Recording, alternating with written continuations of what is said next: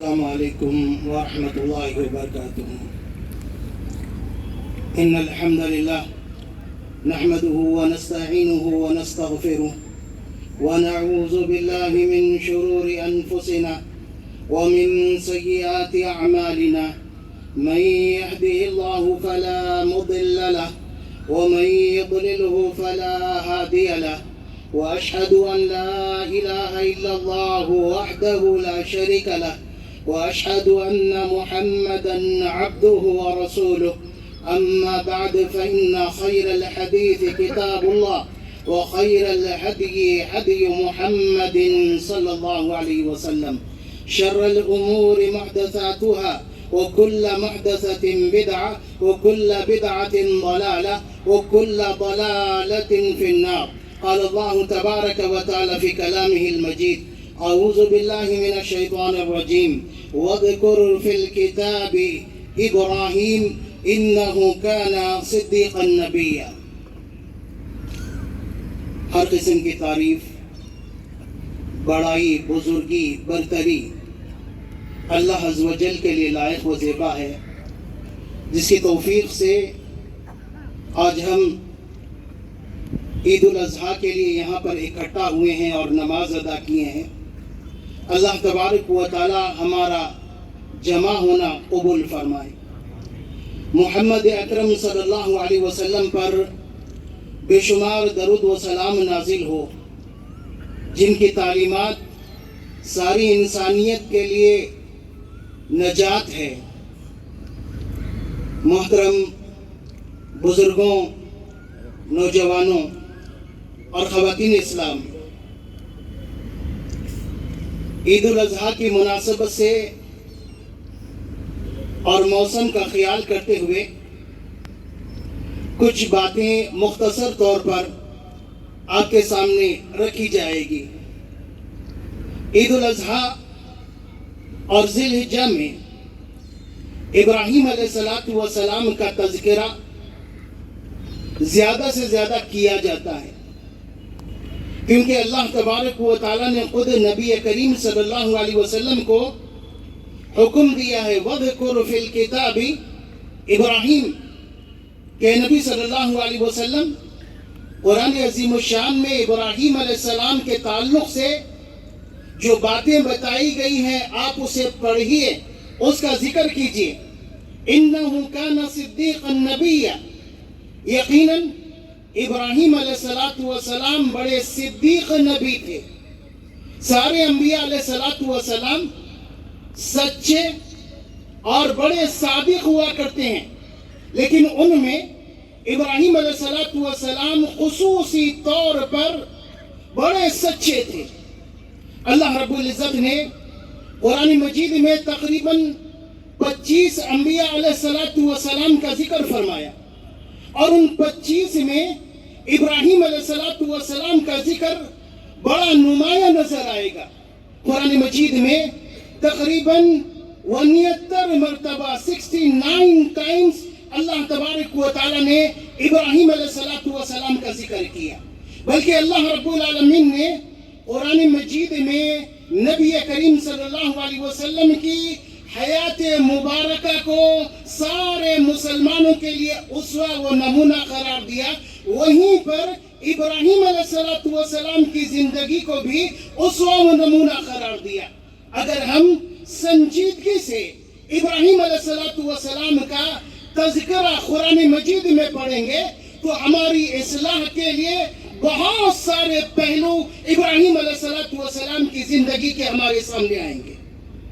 اللہ تبارک و تعالی ارشاد فرماتا ہے: اذ قال لأبیہ، ابراہیم علیہ السلام کا ذکر سورہ مریم میں، جہاں اللہ نے حکم دیا: وَاذْكُرْ فِي الْكِتَابِ ابراہیم انہ کان صدیقا نبیا، ابراہیم بڑے سچے اور بڑے حوصلے والے نبی تھے۔ اس کے بعد اللہ تبارک و تعالی ابراہیم علیہ السلام کی سچائی، وفاداری، ان کا حوصلہ اور ان کے عزم کا تذکرہ کرتے ہوئے ارشاد فرماتا ہے: اذ قال لأبیہ یا ابت لما تعبد ما لا يسمع ولا يبصر ولا يغني عنك شيئا۔ ابراہیم علیہ السلام اپنے والد سے مخاطب ہے، بیٹا ہے، باپ سے مخاطب ہے اور بیٹا باپ کو نصیحت کر رہا ہے، اصلاح کی کوشش کر رہا ہے. سب سے پہلے یاد رہے اصلاح کے لیے سب سے پہلے کس چیز کو اختیار کرنی چاہیے؟ اللہ تبارک و تعالیٰ نے اس کا ذکر کیا. اصلاح کی سدھار کی شروعات کہاں سے کرنا چاہیے؟ اللہ تبارک و تعالیٰ نے اس آیت میں اس کا بھی ذکر کر دیا. اللہ تبارک و تعالیٰ فرماتا ہے اذ قال لی ابی، ابراہیم نے اپنے باپ سے کہا، یعنی اصلاح کرنا ہے، آپ کو دعوت دینا ہے، سدھار کی طرف لوگوں کو بلانا ہے، تو سب سے پہلے اپنے گھر کا انتخاب کریں، اپنے گھر کی اصلاح کی کوشش کریں، اپنے گھر کے بارے میں سنجیدگی سے سوچیں. ایسے نہیں اصلاح کے لیے، دعوت کے لیے، تبلیغ کے لیے اپنے گھر کو، اپنے بال بچوں کو نظر انداز کر دیں اور دوسروں کی اصلاح کی کوشش کریں. نہیں، ابراہیم علیہ السلام کا نمونہ ہمارے سامنے موجود ہے. اذ قال لی ابی، ابراہیم علیہ السلام پہلے اپنے گھرانے کے بارے میں سوچ رہے، اپنے باپ سے مخاطب ہے. اس کے بعد اللہ تبارک و تعالیٰ فرماتا ہے ابراہیم نے اپنے باپ سے کہا کہ اے ابا جان لما تعبد ما لا يسمع ولا يبصر ولا يغني عنك شيئا، کہ ابا جان آپ ایسی چیزوں کی عبادت کیوں کر رہے ہیں جو نہ سن سکتے ہیں، نہ دیکھ سکتے ہیں اور نہ آپ کے کام آ سکتے ہیں. اللہ تبارک و تعالیٰ نے ابراہیم علیہ السلام کے ان جملوں کے ذریعے سے بہت ساری باتیں واضح کر دی. ایک یہ کہ عبادت صرف اللہ کی کرنی چاہیے، اللہ کی عبادت میں کسی کو بھی شریک نہیں کرنی چاہیے، اور اللہ کے علاوہ کوئی بھی اس کائنات میں عبادت کا مستحق نہیں ہو سکتا. اللہ تبارک و تعالیٰ دیکھنے والا ہے، وہ دیکھنے والا ہے. کالی رات میں کالے چٹان پر اگر کالی چونٹی بھی چلتی ہے تو اللہ تبارک و تعالیٰ اس کو دیکھ رہا ہے، بلکہ اس کے رینگنے کو بھی اللہ تبارک و تعالیٰ سن رہا ہے. اللہ سننے والا ہے. ہم سمجھتے ہیں کہ اللہ تبارک و تعالیٰ ہماری دعاؤں کو نہیں سنتا. یاد رہے اللہ تبارک و تعالیٰ ہماری دعاؤں کو سنتا ہے. اللہ تبارک و تعالیٰ کو ہماری ہر بات کا علم ہے، بلکہ اللہ رب العالمین نے فرمایا کہ انسان الفاظ کو اپنی زبان پر بعد میں لاتا ہے، خیالات دل میں پہلے آتے ہیں. اللہ رب العالمین کا فرمان وَلَقَدْ خَلَقْنَا الْإِنسَانَ وَنَعْلَمُ مَا تُوَسْوِسُ بِهِ نَفْسُهُ، انسان کو ہم نے پیدا کیا اور انسان کے بارے میں ہم اتنا زیادہ جانتے ہیں اور انسان پر اتنی قدرت رکھتے ہیں کہ ہم انسان کے دل میں آنے والے خیالات کو تک جانتے ہیں. بات زبان پر بعد میں آتی ہے، خیالات پہلے دل میں آتے ہیں. اللہ تبارک و تعالیٰ فرماتا ہے ہم اس کو بھی جانتے ہیں.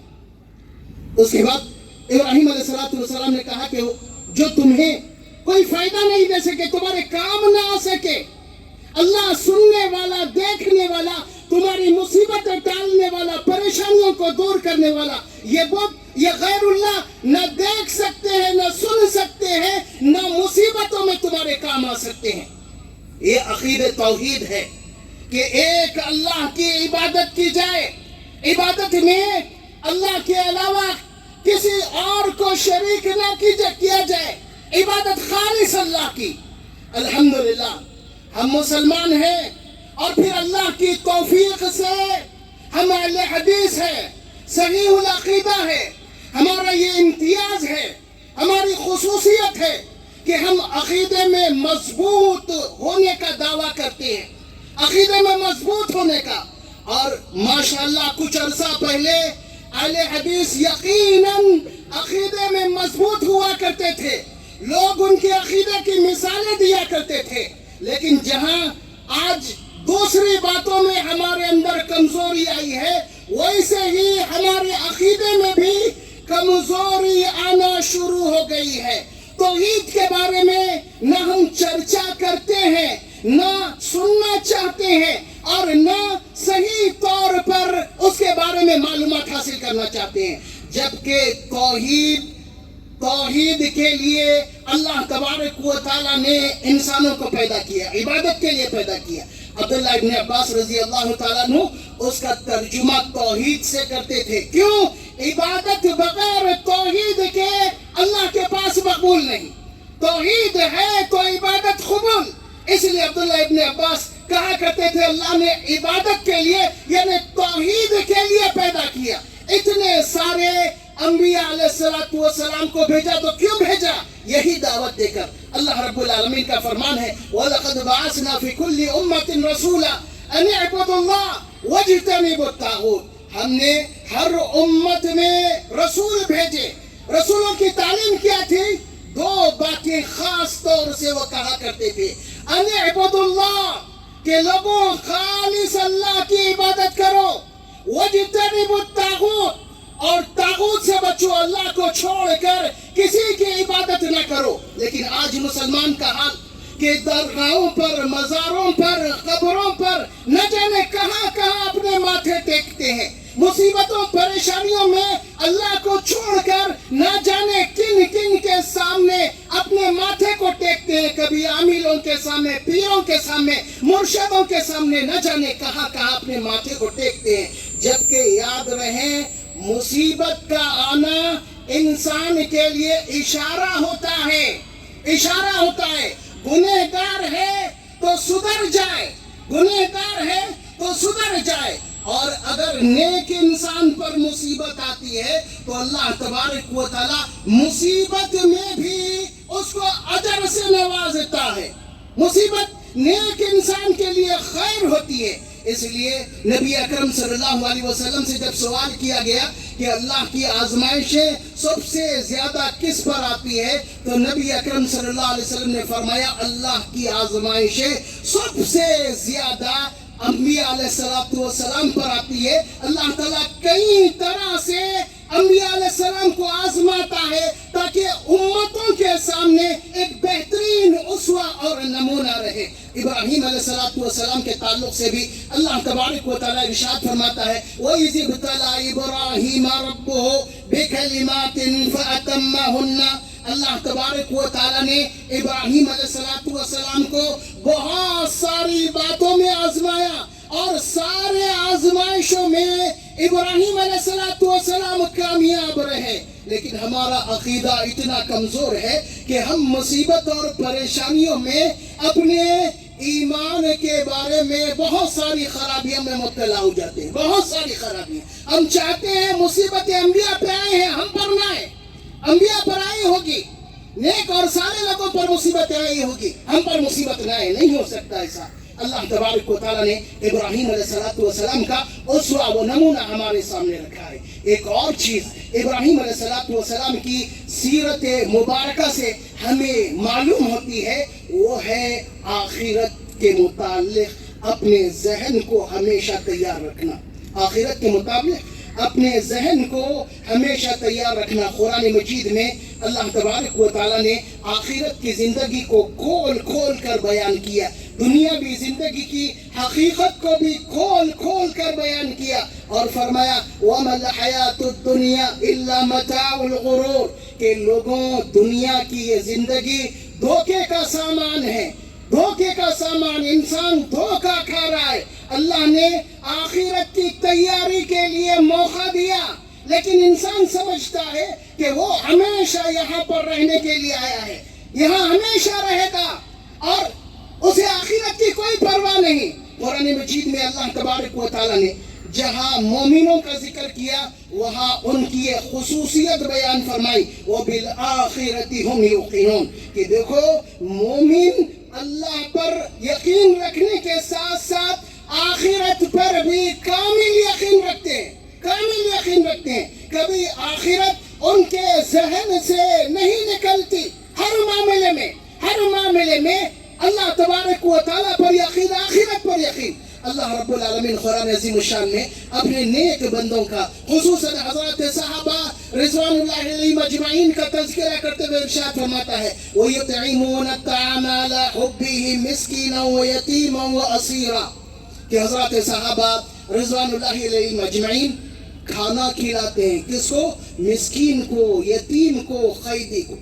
کیوں کھلاتے ہیں؟ کہ آج کی طرح مشہور ہو جائے, سوشل میڈیا پر ویڈیوز اور فوٹو وائرل ہو جائے, نام ہو جائے. نہیں, یہ ساری چیزوں سے وہ دور تھے, ان کے ذہن میں کچھ اور تھا. اللہ تبارک و تعالیٰ فرماتا ہے ان سے جب کہا جائے کیوں کھلاتے ہیں تو کیا کہتے ہو؟ انما نطعمکم لوجہ اللہ لا نرید منکم جزاء ولا شکورا. ہم اللہ کی رضامندی کے لیے تمہیں کھانا کھلاتے, کوئی شہرت کے لیے نہیں, شہرت کے لیے, مشہور ہونے کے لیے نہیں, سوشل میڈیا پر معروف ہونے کے لیے نہیں. انما نطعمکم لوجہ اللہ, اللہ کی رضا کے لیے, اللہ راضی ہو جائے اس لیے ہم کھلا رہے ہیں. کیوں؟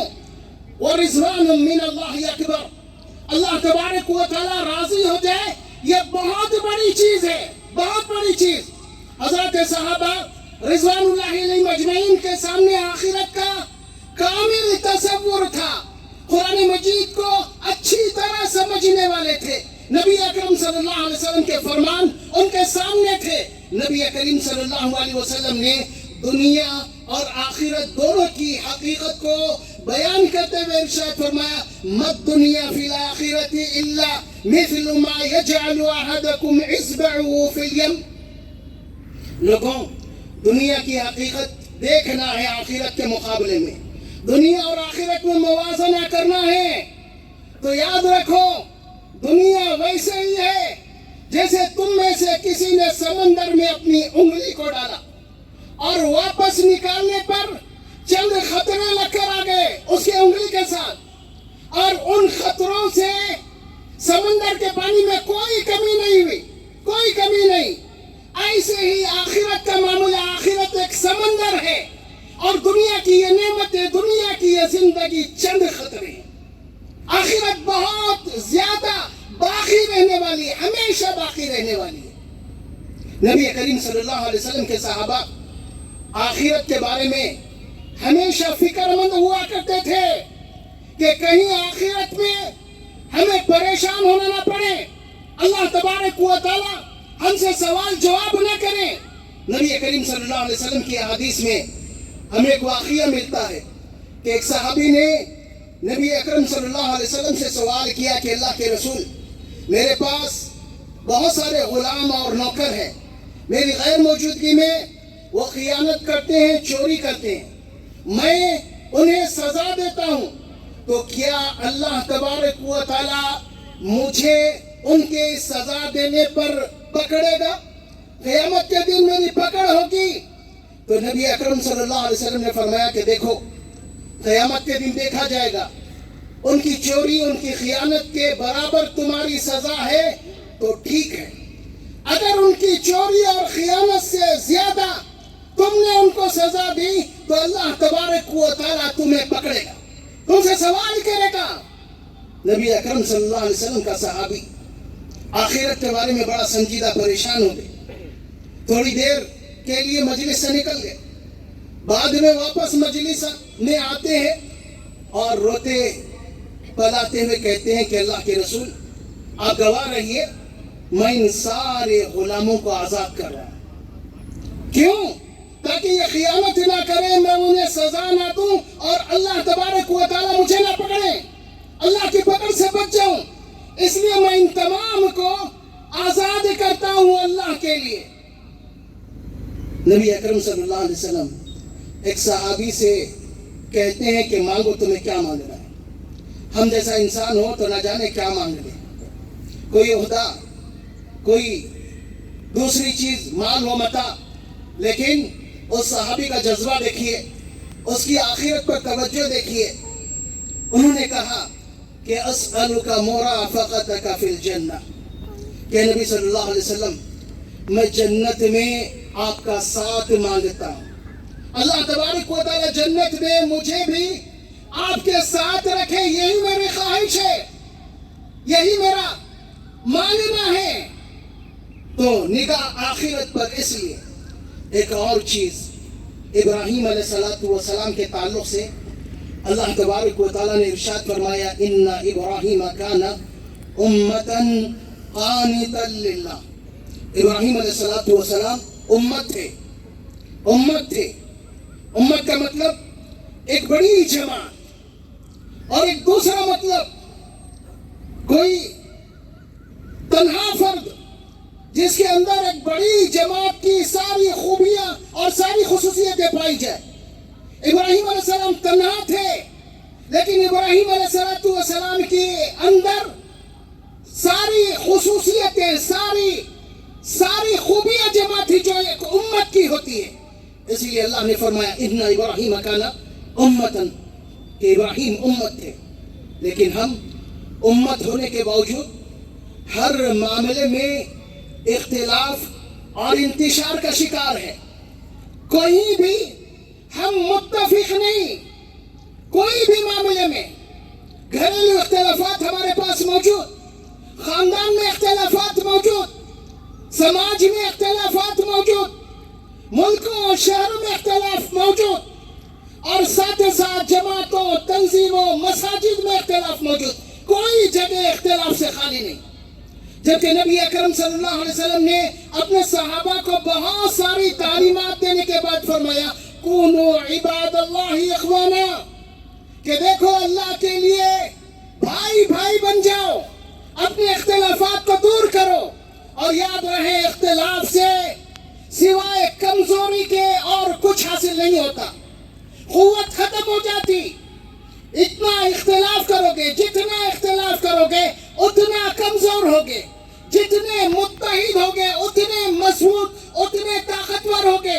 حضرات صحابہ رضی اللہ تعالیٰ عنہ اجمعین کا طبقہ سب سے زیادہ طاقتور طبقہ 1400 سالہ تاریخ میں. وجہ کیا کہ وہ متحد تھے, وہ ایک دوسرے سے الجھتے نہیں تھے, ایک دوسرے سے معمولی باتوں پر وہ اختلاف کر الگ نہیں ہوا کرتے تھے. وہ منظم رہا کرتے تھے, منظم. کوئی طاقت ان کو کمزور نہیں کر سکی تھی. لیکن ہمارے اختلافات, اللہ رحم کرے, تو ضرورت اس بات کی ہے کہ اپنے عقیدے کو مضبوط کریں, اپنے آپ کو مضبوط کریں اتحاد اور اتفاق کے ذریعے.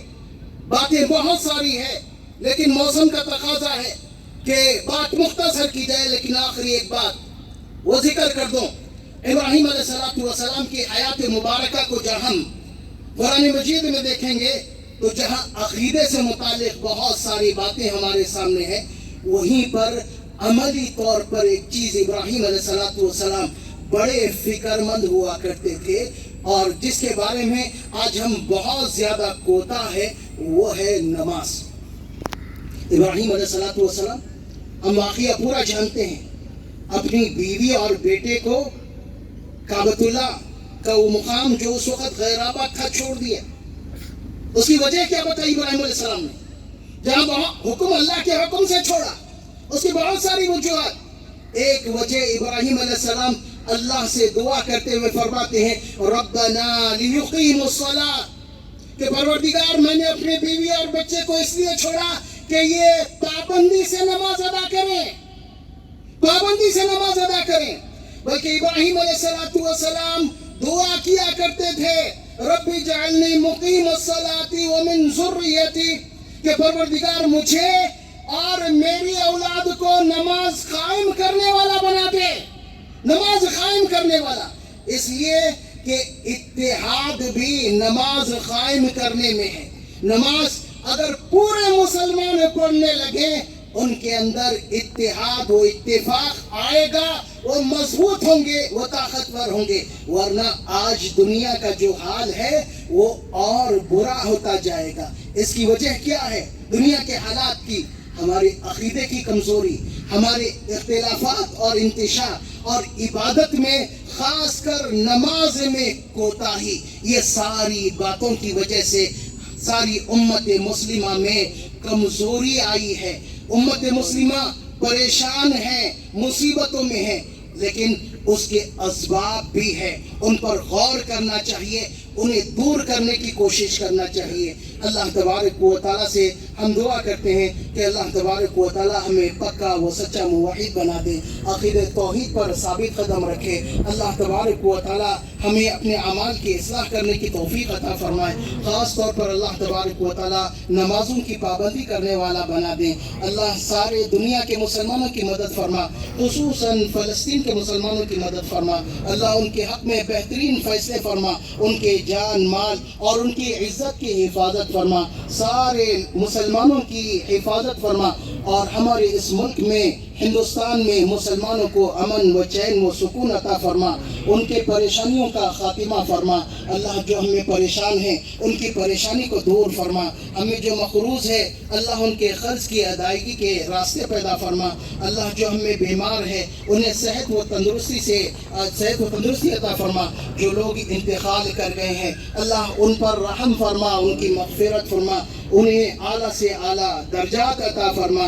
اللہ ہمارے سارے مسائل کو حل فرما، ہماری مصیبتوں کا خاتمہ فرما، ہمیں دین کی طرف راغب ہونے والا بنا دے، دیندار بنا دے، ہمارے بگاڑ کو دور کر دے، کتاب و سنت پر عمل کرنے والا بنا دے، ہماری اصلاح فرما، ہمارے گھروں کی اصلاح فرما، ہمارے اولاد کی اصلاح فرما۔ اللہ ہمارے بزرگوں کی اصلاح فرما، ہمارے نوجوانوں کی اصلاح فرما، ہماری خواتین کی اصلاح فرما، اور سب کو کامل طور پر پکا و سچا مسلمان بننے کی توفیق عطا فرما۔